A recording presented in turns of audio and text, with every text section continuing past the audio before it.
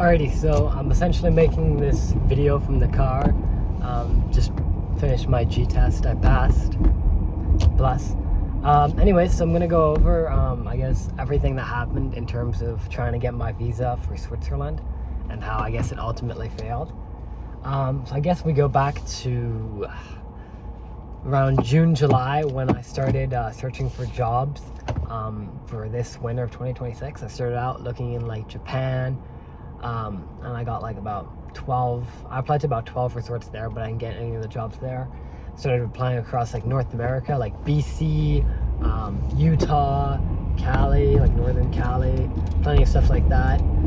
Then I started applying in Europe, and that's when I think around, and I'd been applying for months, and around October, I got a job I wanted in Switzerland, in the Sierra region, right? And so I got the job, and so in October I got sent the early October I got sent all the documents for the contract, printed them out, signed them, and then I had to ship them to Switzerland internationally, right? And so that was looking good. I have a working contract, you know, I'm ready to work for the whole season, right? Next, all I need is essentially get the visa, and then get a place to sleep. That's essentially it. And so here comes the visa. So in 2007 or 2009, around that time, Canada and Switzerland like signed like a bilateral agreement of sorts, basically known as the Youth Mobility Program. And the idea of it is if you are an experienced kind of professional sort of in a specific industry, and you're between the ages of 18 and 30, it makes it really easy for you to either, if you're Swiss, to come to Canada and work in Canada, or if you're Canadian, you come to Switzerland, work there. And it's limited. Honestly, the requirements are pretty simple. You have to be 18 to 30. You need to have some sort of specialization in the industry. So for me, I'm a CSIA level 2 certified instructor. So I'm a certified ski instructor. And yeah, I'm healthy. I'm not like, I don't have like broken limbs or something. So I essentially met all the requirements. So I sent out, I had to print about 20 documents, or 20 pages worth of documents. Plenty of information about like, just like my certificate, my contract, lots of information. And then I had to send that to the consulate in Montreal. So the consulate is kind of like an embassy, but they handle like visa issues. So the consulate is like this consulate of Switzerland. So I sent it to them in October. And then ever since then, I had been every 2 weeks consistently asking them, hey, how's my visa going? Is it being processed? Any updates? I just went through a yellow light, whatever. And so, and you know, it was going fine. Every 2 weeks I sent them, still getting, oh, your visa's still being processed. And the way it works is you send your application to the consulate, and then I think they sent a virtual copy of it to Geneva, to like this a state secretariat of, no, they send it to the Department of like Justice and something. Anyways, it doesn't matter. And so it gets processed in Switzerland. And so the lady who was responsible for my processing, so I reached out. So I had this lady, we'll call her Lady B. Why not? Lady B. I don't know, we'll call her Lady A, okay? And so I hope I'm not taking any wrong turns here.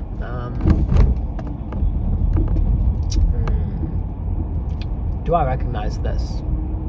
This looks kind of like the way I came. Maybe? Okay. No clue. And so essentially I sent the consulate then an email asking, hey, where's my visa? Is it being processed? And then I got hit with an email from Switzerland. Hey, William. So I sent this email around November 20th, 22nd. And she goes, hey, William, we sent you an email roughly a month ago asking you to make amends to your contract to fit our criteria. Please respond to that. And I'm like, what the fuck? How did I miss an email that they sent me a month ago? I'm not paranoid, but you know, like I check my emails like 2-3 times a day. And like I'm clearing my inbox. My inbox is clean. The only thing I have that email account set up for is like 2 things. I hope I'm going the right way. And so I'm like, damn, what? I missed it? I go through my emails, I can't find shit. I can't find anything. And I'm searching, I'm looking at like, did I delete it? Did I archive it? No, couldn't find it.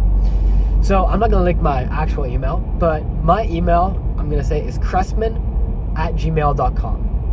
Cressman's my last name. And so I assume, that she sent the email to cressman@gmail.com. But she actually made a little typo. A really bad typo at that.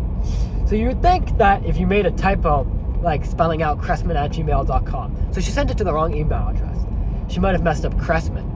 But no, she spelled the first part of it right. So at gmail.com, Gmail is spelled Gmail. And instead of an L, she put a capital I. She wrote Gmai, capital I. So it looks like gmail.com, but it isn't. So I lost an entire month in the visa process. Mind you, I'm supposed to leave December 12th because she doesn't know how to spell gmail.com. Already off to a pretty bad start. But you know what? Typos happen. Can't really hold it against her, even though as much as I kind of do. Whatever, like we can work it out. Let's see, now we're on the same page, we're messaging, she's got the right email this time, so it should all be good. And so I go back to my employer, and so this lady had asked my contract to be amended to have a minimum of 3,500 francs monthly. She wanted my salary to have a minimum in the ski instructing industry. And so I go to my employer and I'm like, is this feasible? Is this possible to put the salary this way? And the way the visa works is you get paid in either of 2 ways. So the visa has to meet one of 2 requirements. You either need to be paid, proportionally to what is the norm in the industry, so whatever the norm is in the ski industry, or you get paid for whatever the governing body of that industry believes is a justifiable amount, whatever they regulate it as being. So it's either or. It can be one or the other. So the first one just means you're getting the paid as the same as every other resident in Switzerland for the work you're doing. And the second one means, so in skiing, there's something called Swiss snow sports. So every country has like a sort of governing body or entity that oversees skiing. So in Switzerland, we have Swiss snow sports. And so she was saying that Swiss snow sports requires the minimum being 3,500 francs monthly. Now already, that's totally fair. If she's quoting a reliable source, and this is like the governing body for skiing, that is totally fair. And honestly, you know what? Yeah, that's fair. It's part of the rules outlined in the visa. Those are the only 2 rules. But it's kind of odd because I already meet the first requirement. I'm being paid the same as other ski instructors at the hill. So it's kind of odd that I have to meet the second requirement. Anyways, 3,500 francs monthly. I don't think you realize it's quite high. Especially because the franc is worth like nearly double the Canadian. So it's about 6,000 Canadian a month. So it's a hefty amount of money. And so the first problem is the nature of the ski industry. So as a ski instructor, you are full-time, but at the end of the day, lessons are booked by people, and people come when they want to come to the mountain. People notably come to the mountain during things like the holidays. So times like Christmas or February, there's loads and loads of people coming to the ski hill, which is normal. On a beautiful day to ski, there's more people coming to the ski hill. But on other weeks or on other months, like January or March, it's going to be less people naturally. So you can instantly see how the amount of people coming to do lessons at the ski hill varies. So it's kind of hard to guarantee a minimum, right? The next point. Not only did she want a monthly minimum, she wanted a weekly minimum for 28 hours weekly worked. Well, at the end of the day, supply and demand. If there's no one to teach lessons to, I can't really work, can I? I'm a ski instructor. Like, if no one's coming to the hill, it's April, it's the end of the season, the slopes are empty. Like, I'm not just gonna like talk to myself and get paid, am I? And third, her minimum is above the average pay for all entry-level positions for ski instructors across all of Switzerland. So not only does she want the minimum to be above the average, even if the average was higher, it doesn't make sense for the average to be the minimum, because if this is the average, well, sometimes you're over the average and sometimes you're under the average. That's what a fucking average is, right? If the minimum was significantly lower than the average, okay. But this minimum is significantly higher than what the actual average is, realistically. And so we kind of thought, oh, maybe she's concerned that like I won't make enough money and I'll be reliant on Swiss, financial aid, and I'll need to be subsidized. And so I was like, oh no, I have plenty of money. No need to worry about that. I've been working for the last 5 months, and my family can support me if needed. No, that's not what she wanted. She wanted it to be amended according to the Swiss Snow Sports Association's standards. Okay, that's fair. Okay, so my employer gets into contact with the director of Swiss Snow Sports. So the director of Swiss Snow Sports is essentially the guy who regulates and oversees all ski schools in all of Switzerland. He's like the head of skiing in all of Switzerland, right? This guy's like the real deal. So he messages the Lady A, who's processing my visa, and he messaged her in German. I translated everything myself, whatever, to make sure I could read it. No, I can't actually speak German. I didn't translate it myself. I used like an online thing, whatever. That's not what I meant. Anyways, and he goes, hello, you recently quoted that we stated that the minimum is 3,500. Could you please tell us when you found this information and what source you used? We went through major reforms throughout our organization throughout 2019, and it's possible the information may be outdated. Pretty simple. He's not placing any blame. He's giving a good, plausible excuse for why the information might be outdated, and he's asking where this information comes from or where her source might be. Lady A replies to him saying, this has nothing to do with Swiss snow sports. It has everything to do between the mutual pact and agreement between Switzerland and Canada and the requirements for the youth mobility program. Whoa, hold up.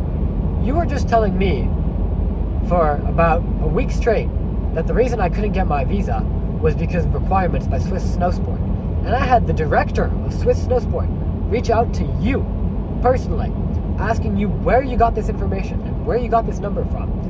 And now you're saying it's because of a Switzerland-Canada agreement. Well, it can't be both. It's either Swiss Snow Sport is regulating it, or it's a decision between Switzerland and Canada, right? You can't tell me one thing and tell him something else. It doesn't work like that, does it? So, we confirmed that her number that she made up was not actually given by Swiss Snow Sport. So, that's a bit odd. Where did she get this number from? Well, it's a good thing we have documents. These are the documents that were made during the summit when Switzerland and Canada made this program, and all the available resources are on it. And there's a wage calculator for what you can estimate to make. I filled out the wage calculator, and so depending on the amount of hours I would be working per week, I'd be making anywhere between 2,000 and 4,000 francs monthly, which is pretty good. But that 3,500 francs monthly minimum is awfully high in that range. You can't really guarantee that, can you? Especially when the range is so big. So I go back to her and I'm like, hey, this is what it says in all the official documents. I believe I've met all the requirements for this. Swiss Snow Sport Director has personally contacted you. And at the end of the day, I've met all the requirements, every single requirement. I don't even know where the fuck I'm driving. I hope I'm going the right way. I've met every single requirement for this visa. And then she says, no, this has everything to do with long-standing practices for the Youth Mobility Program visa, and this standard is a minimum for all industries like table tennis, river rafting, mountain guiding. What the fuck does that have to do with ski instructing? Table tennis? Table tennis is table tennis, and ski instructing is ski instructing, bro. If you want to go smoke some, Like, I want to have whatever she's smoking. Like, she's quoting random other industries that have nothing to do with skiing. And so, in the end, ultimately, her standards have nothing to do with the requirements set by both Switzerland and Canada in the official outlines for the Youth Mobility Program. They have nothing to do with industry standards and what several sources and testimonials online say they get paid. And they have nothing to do with what the governing regulating body for that sport does. So basically, she's invented a number and she's sticking to it, and that's a requirement. And my employer can't, like, he doesn't want to, like, lie and be like, yeah, we're gonna pay a minimum this much, right? Because at the end, like, realistically, it's not a realistic number. It's not realistic in any way. It's blown out of proportion. Like, maybe like, if you take my peak days and multiply those days to make it a month, I'll make that. But realistically, that can't be the minimum. It's not realistic in any way. And she has no source or no reliable information to back this number. And repeatedly, I've sent her emails asking her, long, polite emails. I've been very calm, very polite, and I've making sure not to attack her. But she's grounded in there. She thinks she's on the defensive. And all I want is my visa to be approved. And these things are slow. She replies once a day. This is like a jump mine from Clash of Clans. This thing is slow. And so, yeah. It is December 2nd. Still don't have my visa. Was supposed to leave in 10 days. Looks like I won't get my visa because she has random numbers that I just can't guarantee. And so I've reached out to the consulate in Montreal, but at the end of the day, they reply once a week, maybe. I've called them several times. They never pick up the phone. So yeah. I don't want to say she's incompetent, Lady A. And I don't want to put any blame on anyone, but I don't wish them well, per se. And that's essentially it. That's the end of the story. So that's essentially how I don't get a visa for Switzerland, even though I meet all the requirements for that visa. I've done all the paperwork, months and months of planning. I have an apartment ready to rent. I have a plan. I have all my ski gear ready. My contract that I'm working on here ends this week. And so yeah, I've essentially done everything that can be done. But it doesn't work out. That's kind of life. And so that's my situation all in all. And yeah, that's essentially it. I'm gonna try and figure out. I have another 8 months left until I'm going back to school in the fall, so I have some money left. So I'm gonna see, like, oh, looks like I'm going the right way. God bless.